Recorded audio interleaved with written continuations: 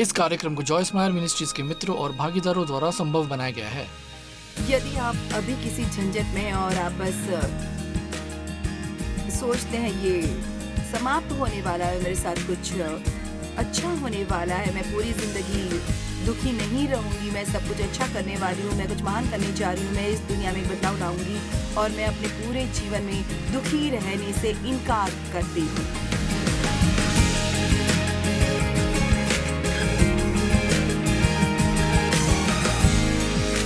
मैं आपसे 7 डर जिनसे हमें बचना है के बारे में बात करूँगी। हाँ, स्काई डाइविंग। हाँ, और मैं सोचती हूँ कि मैं कितनों के ज़हन में पहुँच पाऊँगी। देखते हैं कि हम कितना समझ पाते हैं अस्वीकृति का डर, क्योंकि मुझे एक बच्चे के रूप में अस्वीकार कर दिया गया था। मेरा मतलब है कि मेरे पिता मेरे साथ जो कर रहे थे उसके कारण मैं थोड़ी अलग व्यक्तित्व की थी और मेरा कोई दोस्त नहीं हो सका। मेरे पिताजी नहीं चाहते थे कि मेरा कोई दोस्त हो और इसलिए मुझे स्कूल में हमेशा ये बहाना बनाना पड़ता था कि मैं क्यों नहीं कर सकी और मैं क्यों वो नहीं कर सकी, मैं कुछ और क्यों नहीं कर सकी। और फिर जिस आदमी से मैंने सबसे पहले शादी की वो अन्य महिलाओं के साथ घूमता रहा और कई बार वो मुझे थोड़े समय के लिए छोड़ देता था। एक बार जब मैं 18 साल की थी, हम अल्बुकर्क न्यू मैक्सिको गए थे। उसने एक नौकरी ली थी जहाँ वो कारों को अन्य स्थानों पर ले जाता था और वे इसके लिए आपको भुगतान करते थे और फिर वो वहाँ एक प्रयुक्त कार लॉट पर काम करेगा। खैर एक रात वो घर नहीं आया और उसने मुझे बिल्कुल अकेला छोड़ दिया। मैं 18 साल की थी, मुझे नहीं पता था कि उसके दिमाग में क्या था। उसने ऐसा ऑकलैंड कैलिफोर्निया में दोबारा किया और इसलिए मेरा मतलब है मैं जवान थी, मैं 18-19 साल की थी और आप जानते हैं वास्तव में ऐसा नहीं था। मैं अपने माता-पिता को फ़ोन करके मदद नहीं माँगना चाहती थी क्योंकि मैं जानती थी कि मेरे पिता से मदद माँगना मुश्किल है और इसलिए मैं ऐसा नहीं करना चाहती थी। उस विवाह के अंत तक मेरा एक बार गर्भपात हुआ, लेकिन फिर मैं गर्भवती हो गई। मुझे एक बच्चा हुआ जिसका नाम मैंने डेविड रखा। मुझे ये बताने की कोशिश मत करना कि परमेश्वर के पास कोई योजना नहीं है। आमीन। तो निश्चित रूप से मैं डेव से तब मिली जब डेविड 1 साल का भी नहीं था और आपने शायद ये कहानी सुनी होगी, लेकिन फिर भी ये कहने लायक है। डेव मेरी माँ और पिताजी के अ, घर के सामने अपनी कार में खड़ा हो गया जहाँ मैं छोटी-सी शॉर्ट में अपनी माँ की कार धो रही थी और उसने कहा, "हे! जब आप अपनी कार धो लेंगी तो मेरी कार धोना चाहेंगी?" मैंने कहा, "दोस्त, यदि तुम अपनी कार धोना चाहते तो इसे स्वयं ही धो लो।" और उसने कहा, जो चीज़ उसके दिल को छू गई वो ये लड़की मेरे लिए बनी है। तो मैं आपको बस इतना बता सकती हूँ, या वो ये परमेश्वर की बात सुन रहा था या पागल हो चुका था। वो बहुत समय से एक पत्नी के लिए प्रार्थना कर रहा था। वो 26 वर्ष का था, दोबारा जन्मा, आत्मा से भरपूर।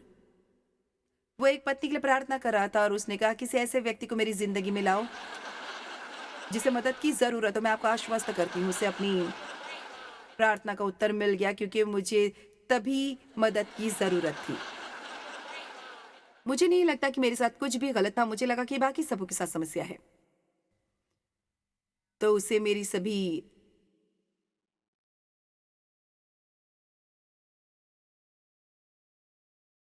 अस्वीकृतियों से निपटना पड़ा, अस्वीकृतियों का डर, और इसीलिए जब लोग अस्वीकृति से डरते हैं तो उन्हें इसके साथ-साथ अन्य सभी समस्याएँ भी मिलती हैं। ऐसा लगता है कि सबसे पहले वे बहुत आसानी से नाराज़ हो जाते हैं, बहुत मार्मिक हो जाते हैं। यदि आप केवल उनकी प्रशंसा नहीं करते हैं और हर समय उनके साथ काम नहीं करते हैं, तो वे अस्वीकृत महसूस करते हैं, भले ही उन्हें वास्तव में अस्वीकार नहीं किया जा रहा हो। आप समझ रहे हैं? मेरा तात्पर्य, अगर लोगों को पसंद नहीं है, हमारे पास चर्च में हुई साप्ताहिक बैठकों में एक लड़की आती थी जहाँ मैं वर्षों पहले जाया करती थी और किसी ने मुझसे कहा कि उसकी भावनाएँ आहत हुई हैं क्योंकि मैंने बैठकों के बाद उससे कभी बात नहीं की और मैंने परमेश्वर से कहा, मैं बैठकों के बाद उसे कभी नहीं देखती, इसलिए यदि आप चाहते हैं कि मैं उससे बात करूँ तो मैं उसे मेरे पास आने दो। और परमेश्वर ने मेरे हृदय में बात किया और उन्होंने कहा, मैं उसे तुमसे छिपाता हूँ क्योंकि तुम्हारा उससे बात करना वो नहीं है जिसकी उसे आवश्यकता है। उसे मुझसे अपना मूल्य प्राप्त करने की आवश्यकता है, न कि तुम्हें उससे बात करने की। तो देखिए, जिन लोगों को अस्वीकृति का डर होता है, उन्हें वास्तव में ये पसंद आता है जब कोई व्यक्ति जो उन्हें महत्वपूर्ण लगता है, उन पर दबाव बनाया जाए। अब जब आपको अस्वीकृति का डर है, तो आप तुरंत लोगों को खुश करने वाले बन जाते हैं। मुझे नहीं लगता कि आज क्या कोई ऐसा है लोगों को खुश करने वाले व्यक्ति के लिए सबसे सशक्त शब्द नहीं है। नहीं, मेरा मानना है कि परमेश्वर मुझसे ऐसा नहीं करवाना चाहते। नहीं, मुझे खेद है, मुझे आपकी मदद करना अच्छा लगेगा, लेकिन मैं आज ऐसा नहीं कर सकता क्योंकि मुझे पहले ही काम है।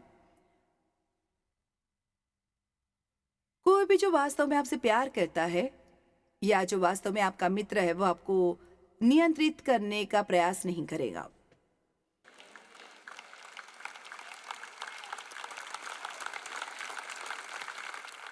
और यदि परमेश्वर आपको नहीं कह रहे हैं, तो आप भी उन लोगों को नहीं कहें। मेरा एक दोस्त है, जो मियामी में एक चर्च में पादरी है, और वो उन लोगों में से एक है जो हमेशा मुझसे कोई न कोई एहसान कराने के लिए कहता है, क्या आप मेरी किताब अग्रेषित करेंगी? क्या आप ये करेंगी, वो करेंगी? क्या आप कुछ करेंगी? और इसलिए मैंने उससे कहा, मेरा मतलब हम बहुत अच्छे दोस्त हैं, मैंने कहा, रिच, मेरी अपनी खुद की नौकरी है। मैं हमेशा ये सब नहीं कर सकती। उसने कहा, मैं तुम्हें कुछ बताऊँ? उसने कहा, मैं तुमसे कुछ भी माँगूँगा, लेकिन मुझे नहीं कहने के लिए मैं कभी भी तुम पर क्रोधित नहीं होऊँगा। खैर, मैं इससे निराश नहीं हुई। लेकिन आप में से कितने लोग इस बात से सहमत हैं कि यदि वास्तव में आपका कोई मित्र है और वो आपसे प्यार करता है, और यदि आप उन्हें नहीं कहना पड़े, तो वो नाराज़ नहीं होगा। वह आपसे नियंत्रित करने और हेर-फेर करने की कोशिश नहीं करेगा। और यदि आप लोगों को प्रसन्न करने से मुक्त होना चाहते हैं, तो आपको नहीं कहना सीखना होगा। जब परमेश्वर कहते नहीं, तो आप भी कह सकते हैं। हाँ मत कहो जब आपका दिल चिल्ला रहा हो, नहीं। आप में से कितने लोग ऐसे काम करते जो आप नहीं करना चाहते, और ये भी मत मानो कि परमेश्वर चाहते कि आप ऐसा करें केवल किसी और को गुस्सा होने से बचाने के लिए। आमीन। अब इनमें से कोई भी चीज़ आप जानते हैं, मैं इसके बारे में बात करती हूँ, जैसे कि ये आसान है, लेकिन ऐसा नहीं है। मेरा मतलब ये कुछ ऐसा है जिसे करने के लिए आपको निर्णय लेना होगा, और आप डर महसूस कर सकते हैं, ज़रूर महसूस कर सकते हैं, महसूस, और शायद वे जब आपको पसंद नहीं करेंगे, यदि वे नहीं करते, तो बाय-बाय कह दीजिए। आमीन।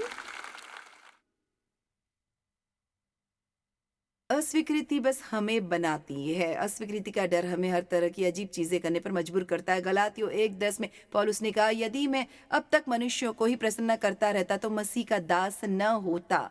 क्या आप जानते हैं कि यदि आप लोगों को खुश करने की कोशिश को परमेश्वर को खुश करने की कोशिश के सामने रखेंगे, तो आप अपना भाग्य पूरा नहीं कर पाएंगे, क्योंकि शैतान हमेशा कोई ऐसा व्यक्ति प्रदान करेगा जो आपको उस दिशा से भिन्न दिशा में खींचने का प्रयास करेगा, जिस दिशा में परमेश्वर आपको ले जाने का प्रयास कर रहे हैं।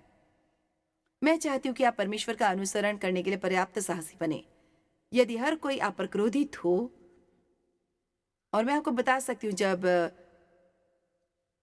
परमेश्वर ने मुझे वो करने के लिए बुलाया जो मैं कर रही हूँ, तो मैंने दोस्तों को खो दिया, परिवार के सदस्य हमारे खिलाफ हो गए। मेरा मतलब है, लोग मेरे बारे में बात कर रहे थे, मेरे बारे में गपशप कर रहे थे, और मैं आज भी परमेश्वर को धन्यवाद देती हूँ कि किसी तरह उन्होंने मुझे आगे बढ़ने की कृपा और साहस दिया, और उन लोगों का अनुसरण करने की बजाय वही करने को कहा जो वो मुझसे करने को कह रहे थे। मुझे आश्चर्य है कि यदि मैं ऐसा न करती, तो कहाँ होती?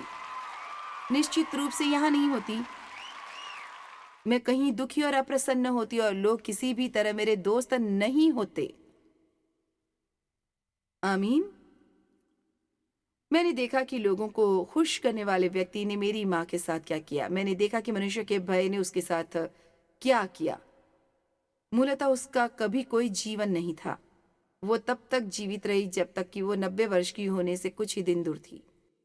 लेकिन उन्हें वास्तव में कभी जीवन नहीं मिला। मेरे पिता को पागल होने से बचाने की कोशिश में सब कुछ डर डर डर डर डर था, और मैंने ऐसा तब तक किया जब तक कि मैं 18 साल की उम्र में न पहुंची। आखिरकार मुझे पता चल गया कि कोई मदद नहीं करेगा, और इसलिए मैंने परिवार के अलग-अलग लोगों से मेरी मदद करने के लिए कहा था, और वे भी जानते थे कि मेरे पिताजी मेरे साथ क्या कर रहे थे। लेकिन उस समय यौन शोषण ऐसा विषय था जिसके बारे में कोई भी बात नहीं करना चाहता था।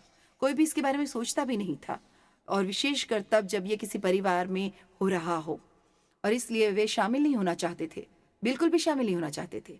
यहाँ तक कि एक बार पुलिस ने मेरे पिताजी को कार के पीछे मेरे साथ दुर्व्यवहार करते हुए पकड़ लिया और मैंने सोचा आखिरकार मुझे कुछ मदद मिलेगी। पुलिसकर्मी ने मेरे पिता से सौदेबाजी की और कहा अगर आप उसे कुछ समय के लिए मेरे पास छोड़ दे तो मैं आपको जेल नहीं ले जाऊंगा। खैर परमेश्वर का शुक्र है उसे एक फोन आया और उसे जाना पड़ा। तो लेकिन ऐसे कुछ अनुभवों के बाद मैंने सोचा कोई मेरी मदद नहीं करेगा, तो मैंने बस एक निर्णय लिया, मैं इस सब से बचकर रहूंगी।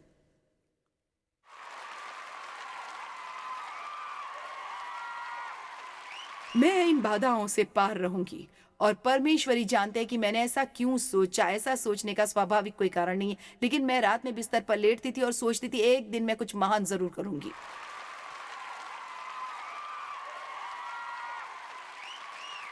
और मुझे लगता है कि परमेश्वर चाहते हैं कि आप भी ऐसा सोचें। यदि आप अभी किसी झंझट में हैं और आप बस सोचते हैं ये समाप्त तो होने वाला है और मेरे साथ कुछ अच्छा होने वाला है, मैं पूरी जिंदगी दुखी नहीं रहूंगी, मैं कुछ अच्छा करने वाली हूँ, मैं कुछ महान करने जा रही हूँ, मैं इस दुनिया में एक बदलाव लाने वाली हूँ और मैं अपने पूरे जीवन में दुखी रहने से इनकार करती हूँ, मैं दुखी नहीं रहूंगी। आमीन। यदि आप अस्वीकृति से डरते हैं तो आप ऐसा व्यवहार करेंगे जिससे लोग वास्तव में आपको अस्वीकार कर देंगे। जो लोग अस्वीकृति से डरते हैं, जैसे मेरी माँ स्वीकृति से डरती थी और एक चीज वे करती थी, वे इतनी डरती थी कि उन्हें लगता था कि उन्हें कोई कभी पसंद नहीं करेगा और अगर कोई भी कभी उन पर ध्यान देता तो वो उस व्यक्ति के पीछे हाथ धोकर पड़ जाती। क्या आपके जीवन में कभी कोई ऐसा आया है? उह, जब भी आप मुड़े तो आपके इर्द गिर्द रहते। और इसलिए जो लोग अस्वीकृत से डरते हैं वे अजीब चीजें करते हैं। आश्वस्त रहे और परमेश्वर पर भरोसा रखें। अब मैं आपके साथ कुछ साझा करने जा रही हूँ लोगों के पक्ष में। आप में से कितने लोग जानते हैं कि ये क्या है? क्या आप कभी अनुग्रह के लिए प्रार्थना करते हैं या परमेश्वर से अपने लिए अनुग्रह मांगते हैं? मैं कभी भी इस मंच पर परमेश्वर से ये कहे बिना नहीं आती कि वो मुझे आपका साथ दे, क्योंकि मेरे पास यहाँ खड़े होकर आपको अपने जैसा बनाने की कोशिश करने का समय नहीं है। इसलिए मैं ऐसा करने के लिए परमेश्वर पर निर्भर हूँ। आमीन। आपको हर दिन अनुग्रह के लिए प्रार्थना करनी चाहिए। परमेश्वर आज मैं जहां भी जाऊं मुझे अनुग्रह देना। अच्छा, वो कैसा दिखेगा? खैर मेरा मतलब है हर तरह की अच्छी चीजें होती रहती है। मेरा मतलब है आप एक रेस्टोरेंट में जाते हैं जो भरा हुआ है और वहां कोई सीट नहीं बची है, फिर अचानक एक सीट खाली मिल जाती है, पार्किंग की जगह मिल जाती है, बहुत अच्छी जगह। आमीन। स्टोर में आपका इंतजार कर रहा कोई व्यक्ति आपसे पूछता है क्या आपके पास 30% छूट वाला कूपन है? नहीं, मेरे पास तो नहीं है। ठीक है, मेरे पास एक एक्स्ट्रा कूपन पड़ा, मैं आपको दे देता हूँ। जब परमेश्वर आप पर कृपा करते हैं तो लोग आपको पसंद करते हैं, चाहे वो चाहे या ना चाहे। आप में से कितने लोगों ने कभी उपकार के लिए प्रार्थना करने के बारे में नहीं सोचा? ये तो बहुत ज्यादा है। मुझे खुशी है कि मैं आज यहाँ हूँ। उपकार के लिए प्रार्थना करना शुरू करें। लोगों को अपने जैसा बनाना आपका काम नहीं है। आप केवल स्वयं अपने अद्भुत, अद्वितीय, आश्चर्यजनक होने के लिए जिम्मेदार हैं। केवल आप।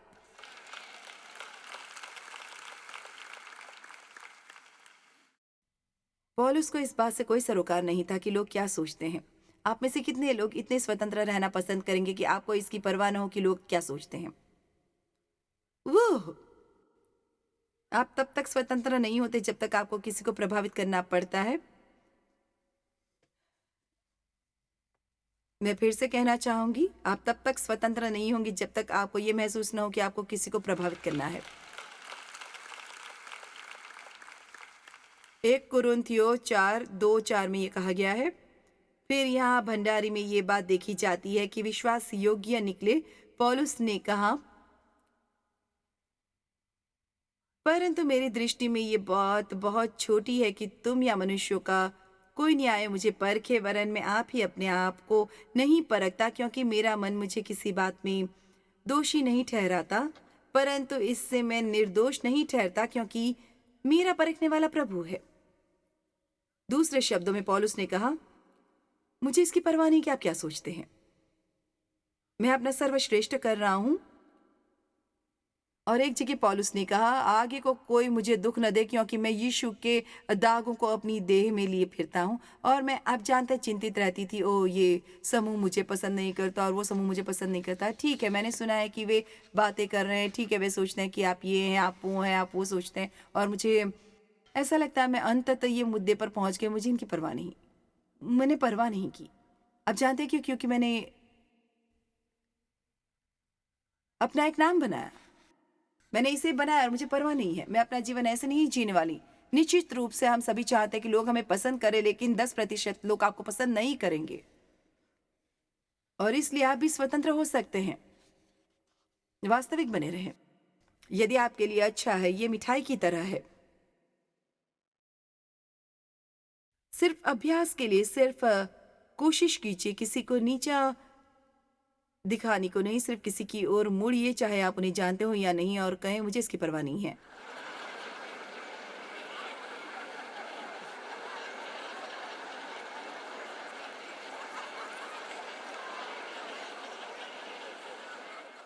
ठीक है, ये इतना भी हास्यास्पद नहीं था। लूका 10:10 और 11 और पद 16, परंतु जिस नगर में जाओ, यीशु ने शिष्यों से कहा, और वहां के लोग तुम्हें ग्रहण न करें, तो उसके बाजारों में जाकर कहो कि तुम्हारे नगर की धूल भी जो हमारे पाँव में लगी है, हम तुम्हारे सामने झाड़ देते हैं, तो भी ये जान लो कि परमेश्वर का राज्य तुम्हारे निकट आ पहुंचा है। तब यीशु ने कहा, जो तुम्हारी सुनता है वो मेरी सुनता है, और जो तुम्हें तुच्छ जानता है वो मुझे तुच्छ जानता है, और जो मुझे तुच्छ जानता है वो मेरे भेजने वाले को तुच्छ जानता है।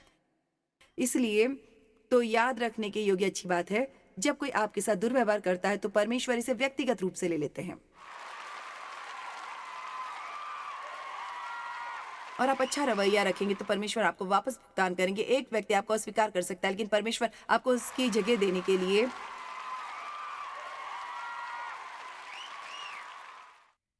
10 लोगों को भेजेगा। मुझे याद है जब मैं छोटी थी कि कोई मुझे पसंद नहीं करता था, मेरे साथ लंच पर जाने के लिए भी कोई नहीं था। मुझे यकीन है कि अब मुझे कोई परेशानी नहीं होगी, और मैं इसे स्मार्ट तरीके से नहीं कहती। वो सब कुछ उपकार का हर छोटा सा हिस्सा, हर छोटी चीज़ जो परमेश्वर मुझे करने देते हैं, ये उनके सम्मान और उनकी महिमा के लिए है। मैं इसकी हकदार हूँ, लेकिन मैं आपको ये सिखाने की कोशिश करूँ कि ये चुनौतीपूर्ण और कठिन है। मैं संभवतः इन 45 वर्षों में आंसुओं से भरे स्विमिंग पूल में रोई हूँ। और प्रिय परमेश्वर, शुरुआत में मैं इतनी बार हार मान लेना चाहती थी, ये दयनीय था। मैं अब वो सब पार कर चुकी हूँ। ये इतना भी आसान नहीं था, लेकिन अब मुझे ये सब बहुत पसंद है। परमेश्वर, देखिए, मैं जानती हूँ, और मेरा इरादा नकारात्मक बोलने का नहीं है, लेकिन मैं मूर्ख भी नहीं हूँ। मैं हमेशा के लिए तो जीवित नहीं रहूंगी, और इसलिए मुझे नहीं पता, मैं जून में 80 वर्ष की हो जाऊंगी, और इसलिए मैं अ, अब ये सोचना थोड़ा अजीब है कि एक साल में मैं 80 साल की हो जाऊंगी, पर मुझे ऐसा नहीं लगता कि मैं इतनी बूढ़ी हो गई हूँ। मैं बस आपको ये बताना चाहती हूँ, इससे कोई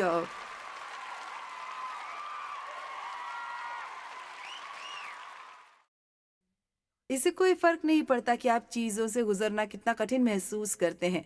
कृपया आगे बढ़िए और इसके दूसरी तरफ आ जाइए।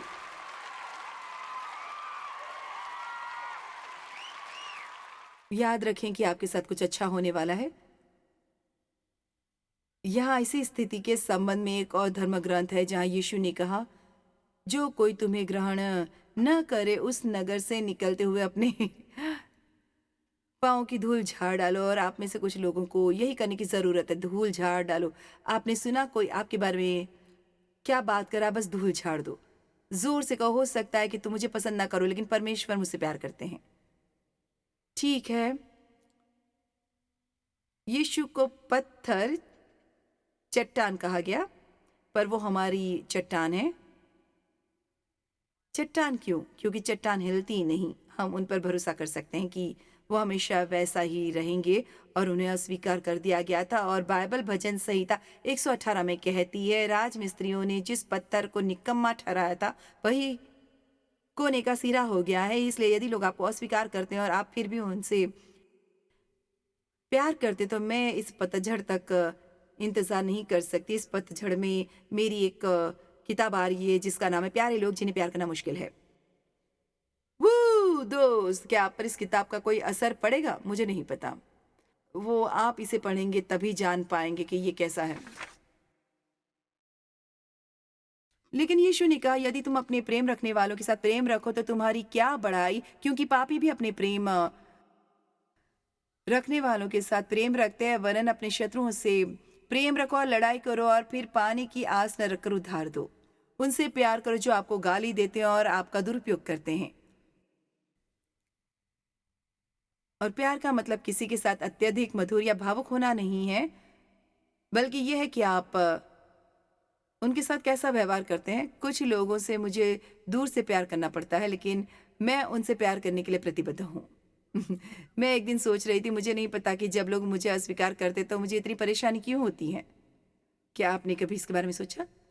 कोई भी उनसे बेहतर नहीं हो सकता, और यहाँ तक कि वो ऐसा भी नहीं कर सकते कि हर कोई उनसे प्यार करे। नंबर 3, वो मुझे अपने आप पर गर्व है। डर है कि चीजें कभी नहीं बदलेंगी। जो कभी झूठ नहीं बोलता, शैतान कभी ना झूठ बोलने वाले से प्यार करता है। आप कभी नहीं बदल सकते। शैतान ने कभी आपसे ये कहा है? आप एक आदत में फंस गए हैं, ऐसा लगता है कि चाहे कुछ भी करें आप इससे उबर नहीं सकते। आप प्रयास करते हैं, आप प्रयास करते हैं। आप कुछ हफ्ते में बेहतर हो जाएंगे और थोड़े वक्त गुजरने पर आप फिर से वहीं पर आ जाएंगे। क्या किसी को ये पसंद है? मुझे नहीं लगता। क्या आप जानते हैं कि बाइबल वास्तव में कहती है कि परमेश्वर हमारे में से एक निश्चित यात्रा में कमजोरी छोड़ते हैं। आपका प्रदर्शन कभी भी उत्तम नहीं होगा, लेकिन आप दिल से उत्तम हो सकते हैं। आमीन। पौलुस के शरीर में एक कांटा चुभाया गया था। लोग अपना समय इस बात पर बहस करने में बिताते हैं कि कांटा क्या था। मुझे परवाह नहीं, ये कुछ ऐसा था जो उसे पसंद नहीं था। मैं नहीं जानती कि ये कोई बीमारी थी या क्या कुछ और। जैसा कि मैंने कहा, इससे कोई फर्क नहीं पड़ता। मैं केवल इतना जानती हूँ कि उसने परमेश्वर से इसे ले जाने के लिए 3 बार कहा और परमेश्वर ने कहा नहीं, मेरा अनुग्रह तेरे लिए बहुत है। और फिर पौलुस ने कहा, इस कारण मैं मसीह के लिए निर्बलताओं और निंदाओं और दरिद्रताओं और उपद्रवों में और संकटों में प्रसन्न हूँ। परमेश्वर स्वयं को शक्तिशाली दिखाने के लिए आपकी कमजोरियों पर काम करते हैं। फिलिपियो 1:6 कहता है, और मुझे इस बात का भरोसा है कि जिसने तुझ में अच्छा काम आरंभ किया है वही उसे यीशु मसीह के दिन तक पूरा करेगा। परमेश्वर आपको आधे रास्ते में नहीं छोड़ेंगे। कभी झूठ नहीं बोलते। आपका परिवार कभी नहीं बदलेगा। आपके पति कभी नहीं बदलेंगे। आपकी पत्नी कभी नहीं बदलेगी। आपके बच्चे नहीं बदलेंगे। आप शैतान को चुप रहने के लिए कहना क्यों नहीं सीखते? ये करना हमारे लिए बहुत जरूरी। मैं आपको बताती हूँ क्यों। मैंने लोगों को बदलते देखा है। यार, मेरे पिताजी आखिरकार बच गए जब वो 80 वर्ष के थे। मैंने उनके लिए प्रार्थना की, मुझे नहीं पता कितने सालों तक, और मुझे उन्हें परमेश्वर के पास ले जाना था। और परमेश्वर ने हमसे उन्हें बपतिस्मा देने के लिए कहा। क्या वो मेरे लिए विजय दिवस नहीं था? वो लेकिन इसमें किसी ऐसे व्यक्ति से प्यार करना शामिल है जिसके प्रति मुझे प्यार महसूस नहीं होता। लेकिन हमने अपने माता पिता के साथ अच्छा व्यवहार किया। जब वे बूढ़े थे तो हमने उनकी देखभाल की। उन्हें अच्छे सहायतापूर्ण जीवन में रखने के लिए बहुत पैसा खर्च करना पड़ा। पर मैं इन सब बातों में नहीं पड़ूंगी। लेकिन जिन लोगों ने आपके साथ घटिया व्यवहार किया है, उनके प्रति अच्छा व्यवहार करना कुछ ऐसी बात है जिसे वे समझ नहीं सकते, उनकी समझ से परे है। और ये शायद सबसे शक्तिशाली चीजों में से एक थी जिसे करने के लिए परमेश्वर ने मुझे साहस दिया। मेरे पिताजी बदल गए और मैं आपको बता रही हूँ, वो हमेशा गाली गलौज करते थे। और जिस दिन से उनका दोबारा जन्म हुआ, मैंने उनसे दोबारा कभी गाली नहीं सुनी। वो बदल गए। शैतान को ये ना बताए कि आपके परिवार के सदस्य कभी नहीं बदलेंगे और आप जो भी करें उन्हें बदलने की कोशिश करने वाले व्यक्ति ना बने। मैं आपका समय बचा सकती हूँ, ये काम नहीं करेगा। मैंने बहुत समय तक प्रयास किया, जितना अधिक आप किसी को बदलने का प्रयास करते हैं, वे उतने ही अधिक प्रतिरोधी होते जाते हैं। आप इसे काफ़ी देर तक जारी रखेंगे, वे आपसे नफ़रत करने लगेंगे। इसके बजाय उनके लिए प्रार्थना करें। मुझे नहीं पता कि आपके पास कुम्हार के पहिए पर कौन है, लेकिन वो जो भी हो, आपका घर जाकर उसे छोड़ देना होगा, क्योंकि आप उन पर दोबारा काम नहीं करेंगे। आमीन।